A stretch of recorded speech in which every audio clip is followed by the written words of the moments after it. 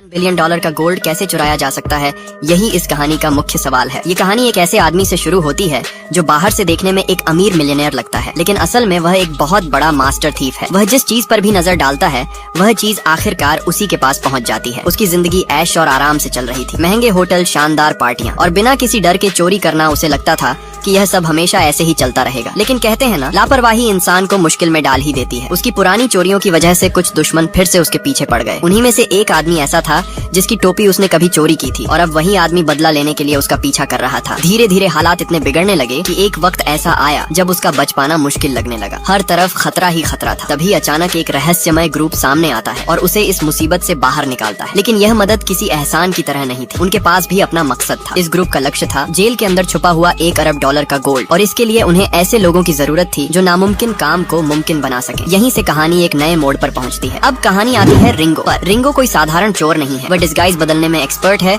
और लॉक खोलना उसके लिए बच्चों का खेल है। बड़े बड़े बैंक्स के सेफ डिपॉजिट बॉक्स उसके सामने टिक नहीं पाते थे। लेकिन रिंगो बाकी चोरों से अलग था। वह लालची नहीं था। वह सिर्फ क्रिमिनल्स को लूटता था और जो पैसा होता था वह विक्टिम्स को वापस कर देता था। रिंगो की सबसे अनोखी बात यह थी कि चोरी करने के बाद वह कभी भागता नहीं था। वह आराम से बैंक के मेन डोर से बाहर निकल जाता था। जब तक लोगों को समझ आता कि क्या हुआ है, तब तक सर्वेलेंस कैमरा में सिर्फ उसका पीछे जाता हुआ फिगर दिखाई देता था। इसी सोच के साथ रिंगो ने मिसफिट्स नाम की एक छोटी टीम बनाई। इस टीम में विक था जो एक्सप्लोसिव एक्सपर्ट था, जिसने कभी अकेले पूरी इलीगल वेपन्स फैक्ट्री उड़ा दी थी। टीम में वायलट भी थी जो दिखने में शांत और खूबसूरत लगती थी, लेकिन जरूरत पड़ने पर अकेले पूरे गैंगस्टर ग्रुप से निपट सकती थी। इतनी मजबूत टीम होने के बावजूद रिंगो जानता था कि उनका अगला टारगेट अब तक का सबसे बड़ा होने वाला है। उनका निशाना था बिलियनियर शुल्ट्ज, जो बाहर से इन्वेस्टर दिखता था लेकिन अंदर से टेररिस्ट्स के साथ मिलकर पैसा बनाता था। उसने कई प्राइवेट जेल बना रखी थी और उन्हीं में से एक जेल के अंदर $1 अरब से ज्यादा का गोल्ड छुपा हुआ था। इस गोल्ड तक पहुंचना आसान नहीं था। इसके लिए उन्हें एक और आदमी की जरूरत थी, एक ऐसा चोर जो जेल से बाहर निकलने में माहिर हो, और इसी वजह से उनकी नजर गई रिचर्ड पर, जो इस वक्त लॉस एंजलिस जेल में बंद था। और यहीं से शुरू होती है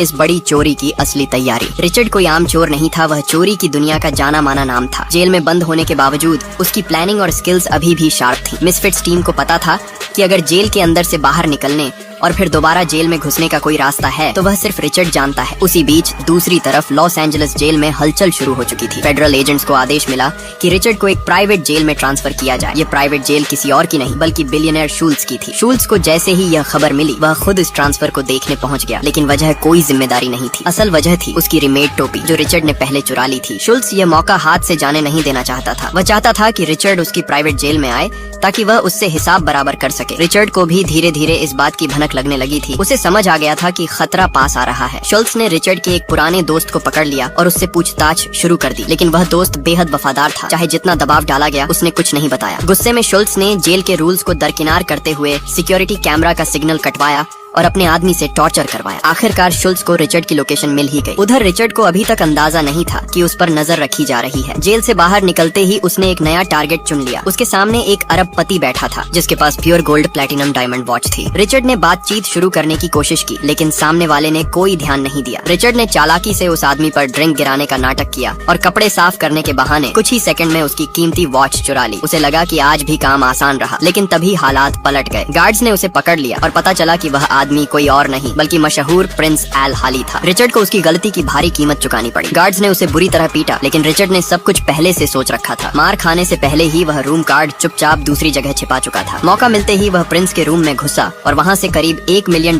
की वॉच ले उड़ा। जब वह निकलने ही वाला था तभी प्रिंस वापस कमरे में आ गया। गार्ड्स ने पूरे रूम की तलाशी ली, लेकिन उन्हें पता नहीं था कि रिचर्ड सिर्फ एक दीवार की दूरी पर छिपा हुआ है। मौका मिलते ही रिचर्ड लिफ्ट में घुस गया और खुद को सुरक्षित समझने लगा, लेकिन किस्मत ने यहाँ भी खेल खेला। जैसे ही वह कार में बैठा सामने वही प्रिंस आ गया, लेकिन ये असली प्रिंस नहीं था बल्कि मिसफिट्स टीम का ही एक मेंबर था जो डिस्गाइज में था। यही वही आदमी था जो टीम का बेस्ट ड्राइवर था। अब रिचर्ड को समझ आ गया कि उसे फंसाया गया है। मिसफिट्स टीम उसे सीधे अपने हाइड आउट लेकर गई जहाँ रिंगो पहले से मौजूद था। सामने पूरी टीम को देखकर रिचर्ड को एहसास हो गया कि वह चौरन की मांद में आ चुका है। रिंगो ने उसे साफ शब्दों में बताया कि उनका असली टारगेट शुल्ट्ज की प्राइवेट जेल में रखा $1 अरब का गोल्ड है और इसके लिए उन्हें रिचर्ड की जरूरत है। रिचर्ड ने पहले मना कर दिया, लेकिन शुल्ट्ज के हाथ लगने का डर उससे कहीं बड़ा था। थोड़ी सोच विचार के बाद रिचर्ड ने टीम के साथ जाने का फैसला किया और इसी के साथ कहानी एक और खतरनाक मोड़ पर पहुंच जाती है। रिचर्ड जब मिसफिट्स टीम के साथ जाने के लिए तैयार हुआ तब भी उसके मन में साफ था कि वह यह काम सिर्फ अपने फायदे के लिए कर रहा है। उसे लगता था कि बस गोल्ड चुराना है, और फिर अलग हो जाना है। लेकिन रिंगो की प्लानिंग इतनी सीधी नहीं थी। रास्ते में रिंगो ने रिचर्ड को पूरा प्लान समझाया। शुल्ट्ज की प्राइवेट जेल में रखे गोल्ड को चुराना जितना आसान लगता है उतना है नहीं। जेल के अंदर सिक्योरिटी कई स्तरों पर थी, गार्ड्स, कैमरास, अलार्म्स और हर छोटी गतिविधि पर नजर रखने वाला सिस्टम। रिंगो जानता था कि बिना अंदर की मदद यह काम नामुमकिन है। रिचर्ड को यह प्लान सुनकर एक्साइटमेंट तो हुई, लेकिन साथ ही खतरे का एहसास भी हुआ। उसे समझ आ गया था कि यह सिर्फ एक चोरी नहीं बल्कि जान जोखिम में डालने वाला मिशन है। इसी बीच शुल्ट्ज को भी भनक लग चुकी थी कि रिचर्ड उसकी पहुंच से दूर जा चुका है। वह गुस्से में था और उसे पकड़ने के लिए अपने लोगों को हर तरफ लगा चुका था। मिसफिट्स टीम बिना रुके आगे बढ़ती रही और अबू धाबी पहुंची। रिचर्ड का मन अभी भी डगमगा रहा था। वह चाहता था कि इस झंझट से दूर निकल जाए, इसलिए एयरपोर्ट से बाहर निकलते ही वह अलग हो गया और अपनी मस्ती में डूबने का फैसला किया। अबू धाबी की चमक दमक, लग्जरी कार्स और बड़ी पार्टियों में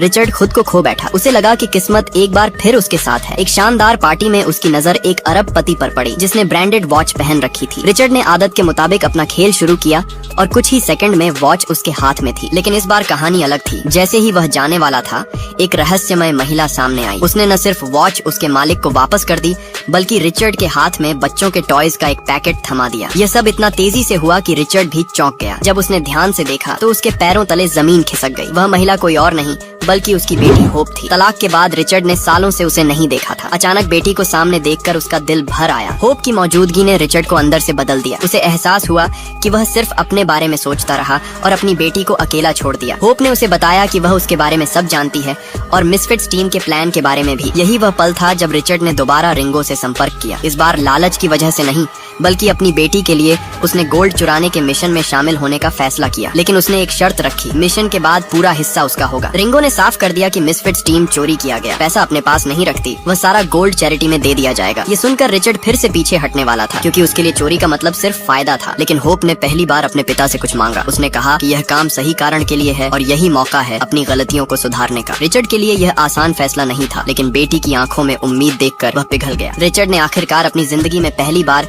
बिना फायदे के किसी काम के लिए हाँ कहा और यहीं से गोल्ड चोरी का असली मिशन शुरू हुआ। मिशन शुरू करने से पहले सबसे जरूरी था ये पता लगाना कि गोल्ड आखिर रखा कहाँ गया है। शुल्ट्ज की प्राइवेट जेल बाहर से जितनी साधारण दिखती थी, अंदर से उतनी ही खतरनाक थी। चारों तरफ गार्ड्स, कैमरास और स्ट्रिक्ट रूटीन था। एक छोटी सी गलती पूरी टीम को फंसा सकती थी। जब बाकी मेंबर्स प्लान पर काम कर रहे थे, उसी दौरान रिचर्ड और होप को एक दूसरे के साथ समय बिताने का मौका मिला। होप ने पहली बार खुलकर अपने दिल की बात बताई। उसने बताया कि कैसे बचपन में उसके पिता के अचानक चले जाने से उसे कितना दुख हुआ। रिचर्ड को कभी अंदाजा नहीं था कि उसके फैसलों ने होप को इतनी गहरी चोट दी है। रिचर्ड ने होप से वादा किया कि अब वह बिना बताए कभी गायब नहीं होगा, चाहे कुछ भी हो जाए। यह वादा आसान नहीं था, लेकिन होप के लिए यह बहुत मायने रखता था। कुछ समय बाद टीम को कॉन्फर्मेशन मिल गई कि 3 दिनों के अंदर टेररिस्ट गोल्ड को जेल से बाहर ले जाने वाले हैं। इसका मतलब था कि मिसफिट्स टीम के पास बहुत कम समय बचा है। अगर अभी एक्शन नहीं लिया गया तो सारा प्लान बेकार हो जाएगा। टीम ने फैसला किया कि जेल के अंदर ऐसी केओस पैदा करनी होगी जिससे सिक्योरिटी पूरी तरह बिखर जाए और किसी को यह समझने का मौका ही न मिले कि असली टारगेट क्या है। रिंगो ने पहला कदम उठाया। उसने सैनिटेशन इंस्पेक्टर का डिस्गाइज लिया